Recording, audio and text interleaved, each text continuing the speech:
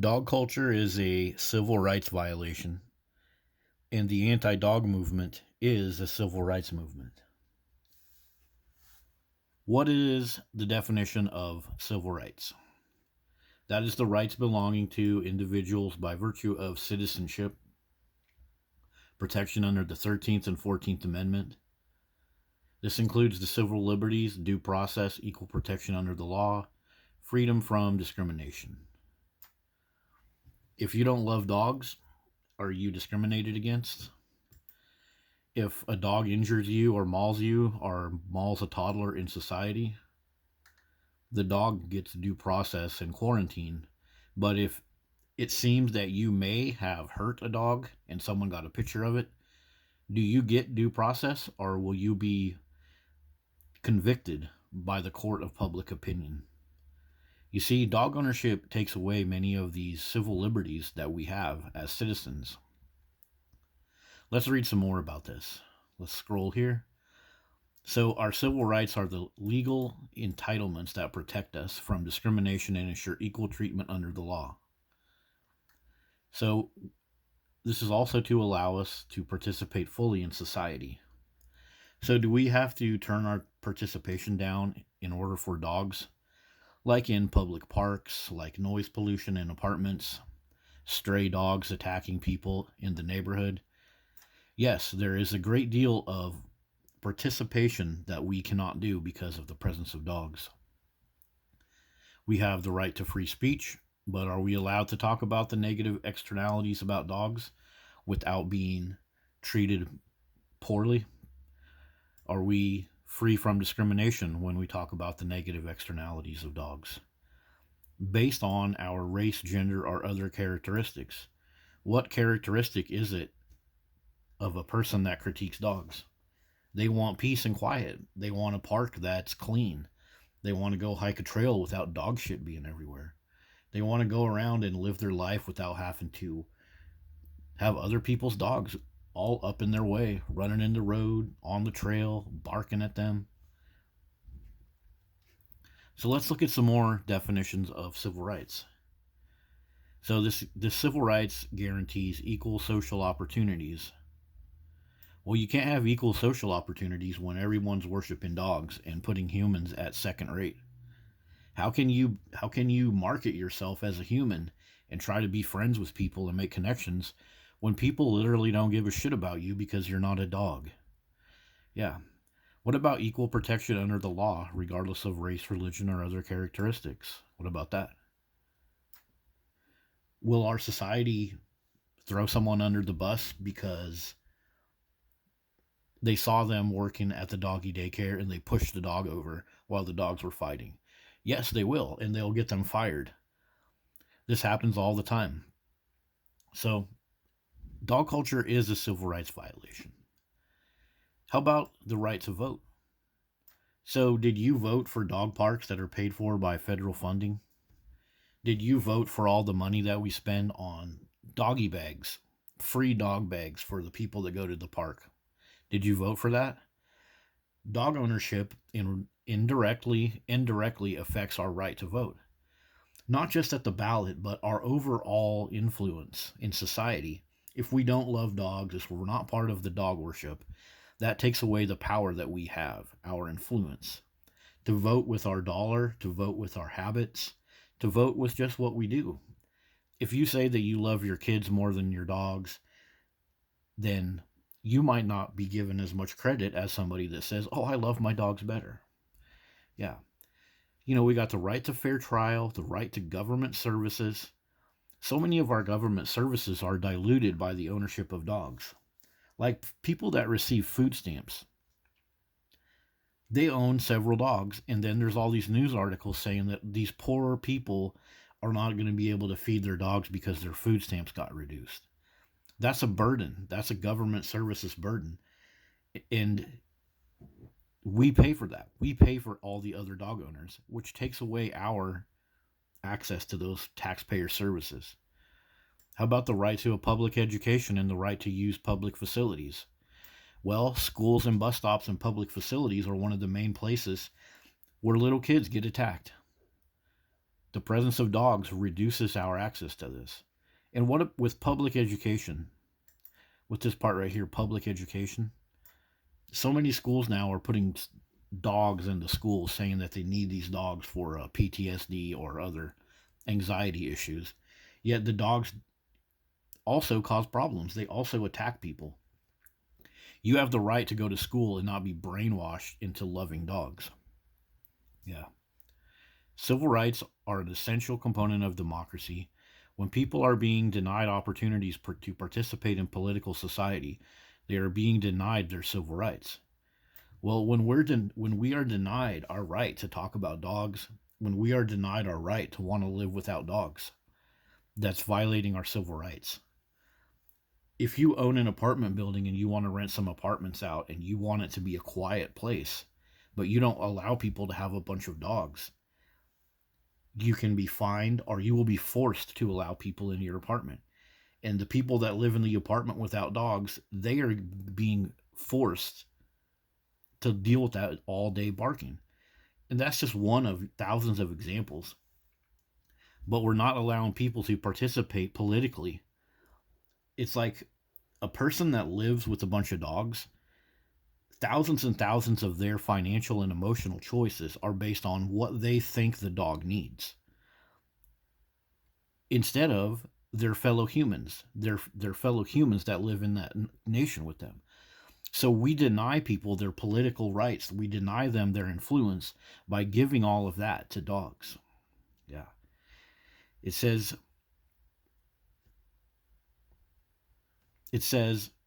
when enforcement of civil rights is found by many to be inadequate, a civil rights movement may emerge in order to call for equal application of the law. So that's the anti-dog movement. We got people dying because of dogs. People will die because of pet dogs. Neighbors and grandmas will be killed, and you'll never hear about it. You'll go on Facebook, and all of the 501c3 organizations are cramming advertisements in our face, cramming advertisements in the face of our little kids that are targeted by dogs to be attacked, that these dogs are all great. These dogs are super great. So that, again, is taking away that influence that we are supposed to have on each other. Instead, we're being influenced by this primary mainstream dog culture. So now let's look at some examples of civil rights violations and see if we can connect them to the things that happen in dog culture. Okay, so being denied employment is one thing. Well, humans help each other with anxiety. They help each other with funding, paying for rent. Like your roommate or your son or your daughter or your friend can help you with the job of supporting yourself, keeping yourself physically healthy. But who are we giving that job to? Oh, let's just get a dog, it's cheaper. Let's raise children. No, get a dog, it's cheaper. We are literally giving the job of humans to dogs. The friendship, the best friends, all of these people calling themselves fur daddies and fur mommies. You could be given that opportunity to one of your fellow humans. So yes, we are being denied our employment as humans through dog worship. Yep. And speaking of employment, most of the dog jobs like groomer and veterinarian come with serious health risk, including high rates of suicide. So the employment that comes from dog ownership, like police officers that have to deal with dogs and get mauled themselves, or the police officers that get fired from their jobs for defending themselves, their employment is harmed through the presence of dogs. So you can't tell me, well, dogs create jobs. Dogs create nasty, shitty jobs. So what about the excessive use of force?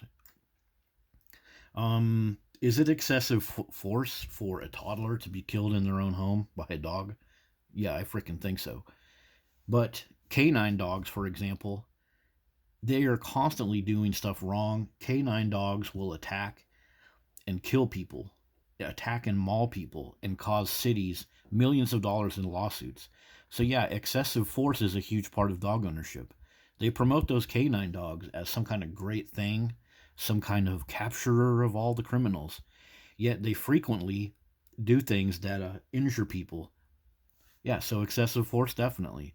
Sexual assault is a violation of civil liberties. Well, what about all these people that have hundreds and hundreds and thousands of views on YouTube making their dog hump their little kid? They have like a little 4-year-old toddler and they got a big ass freaking Great Dane, and the thing is humping, like trying to have sex with the human, and the people take pictures of it and everybody laughs. Yeah, that's sexual assault. That's belittling your kid to watch your dog become sexually aroused and allowing that to happen. How about false arrest or obstruction of justice? This is like when we have dog attacks, or we have a person that is seen on a camera rough handling a dog, and everybody that sees the video calls that person a worthless animal hater. That's like false arrest. It's like obstruction of justice, because we just judge anybody that is not spoiling their dog in a 20-second snapshot. We judge them. And that's obstruction of justice too. What about the story? Did that dog attack somebody? Did that dog try to run underneath the car and that's why the guy was pulling on the leash really hard? A dog in the back of a cold truck. Someone gets a video of it. The sheriff will go to their house and arrest them for animal abuse, and it'll be all over Facebook. Maybe the dog was overheating. Maybe it was warm that day, and when they took the picture was when it was cold. Many places in our country will be 70 degrees and then 10 degrees later in the afternoon. We never give people a proper choice to explain, or a proper chance to explain why what happened with their dog happened, and that's obstruction of justice. Denying housing. Well, we have all of these homeless children, homeless people, homeless veterans, yet 80 million dogs, 90 million pet dogs here in our country, with a good portion of them living in air-conditioned, heated houses, receiving money just to keep them alive, while our fellow humans don't get a house. So yeah, number 5 counts. Denying someone the right to vote. It's like I mentioned before, we're denying our citizens the right to vote. Not exactly at the ballot, but dog ownership has a huge influence on voting. I mean, just the fact that we spend millions of dollars on dogs has a huge effect on voting. If you look at Joe Biden, when he became our president, he utilized those German Shepherds as his part of his campaign to make himself look good. They ended up sending Secret Service people to the freaking hospital, but hey, so many people loved him just because he had dogs. And that is partially denying our right to vote, because we're not allowed to properly dissect information. Instead, they're throwing a dog in front of somebody so that we'll like them. Yeah. Hate crimes. What about hate crimes? Notice what it says down here. Notice what it talks about attending school, denying someone's right to attend school. That's like dogs attacking kids on their way to school or at the bus stop. We'll have a look at that later. Yeah. What about participating in a federally protected activity? People get attacked by dogs out on trails that they pay passes for. You know, many federally protected activities is where the dog attacks happen. Yep. Notice another thing here, religious protection. It's illegal to deface or destroy religious property and interfere with someone's religious practice. What if you're out in your backyard and you get attacked by a dog, or you have to listen to dog barking? Or your neighbor's dog gets into your yard and causes a problem and the police have to come. That's interfering with your religious practice because of the presence of dogs and the presence of constant law enforcement and other chaos from dogs being there. Dogs are constantly causing chaos right on people's property, and it denies their right to do what they want to do because of their identity or their religion or sexual orientation. Also, about hate crimes, right here it says sexual orientation. Also, it says age. Well, dogs target a certain age group, little kids. So, hate crimes, yeah. We can classify a lot of the stuff that dogs do as hate crimes. So civil rights are connected to the 13th and 14th Amendment. Let's read something about the 14th Amendment.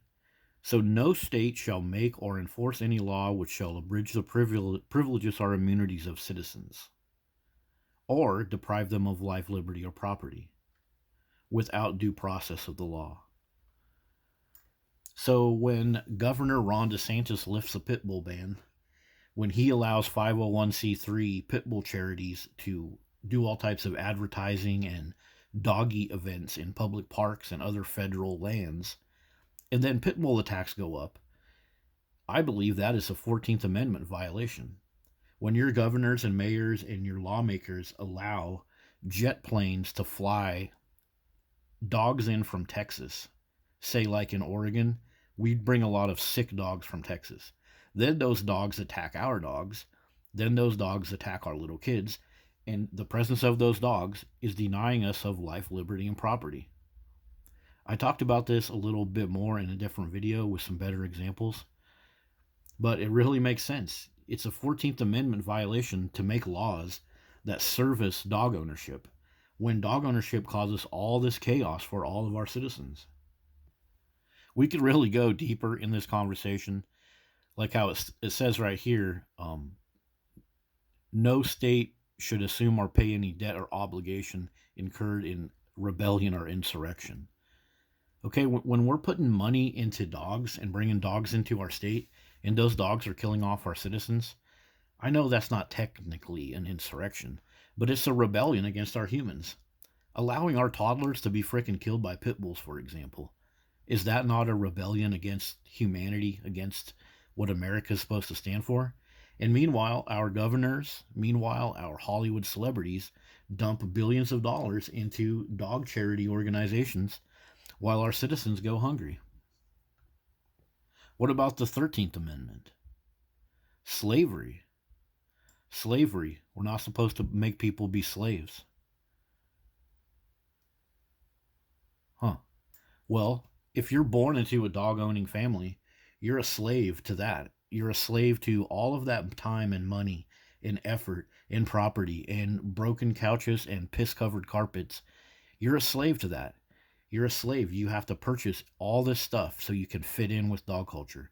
You have to have the right type of property. You have to have Amazon, Petco accounts. You're a slave to the dog culture. You have to put aside your own needs as a human to service dogs, to pay all this money to own dogs and put up with everyone else's dogs. And you don't even get a chance to say yes or no, especially our little kids, like millennials are freaking in love with dogs. And all the kids that they have, if they have kids, they're going to be born into these dog-loving families where they have to go hide in their bedroom.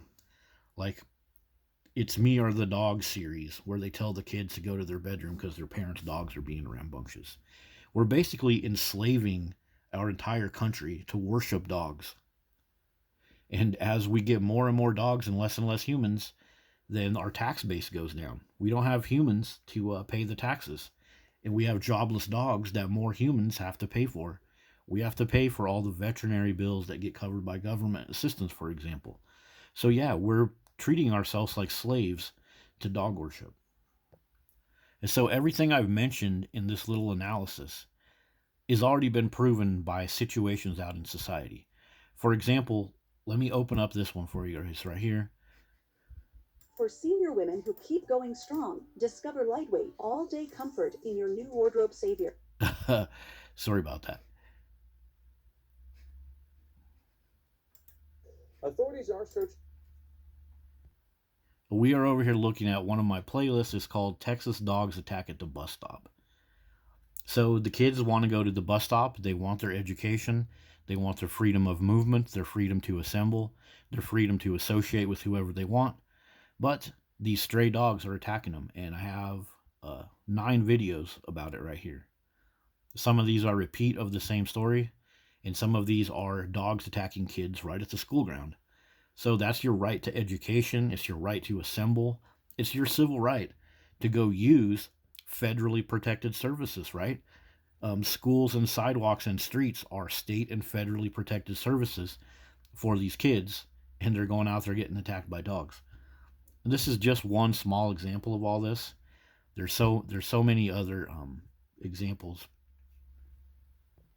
Just like my excessive force example, all these police dogs mauling and maiming innocent people, including children, that's excessive force. But our society allows it. Our society excuses this excessive force because, oh, it was a canine officer and he must have sensed evil or something. Yet you got a toddler over here losing a good portion of its blood because some police dog wanted to get a treat from the police officer.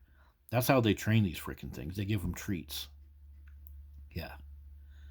So that's our look at how dog culture is a civil rights violation. I'll have some more examples in the description. And the anti-dog movement, as far as I'm concerned right now, we're a civil rights movement. And that's why we need to talk about politics and other things. The things that I have been scolded for by the other channels for talking about. I think we need to talk about this because we can really make a good case for this to be a civil rights movement. A pro-humanity civil rights movement is what the anti-dog culture is all about.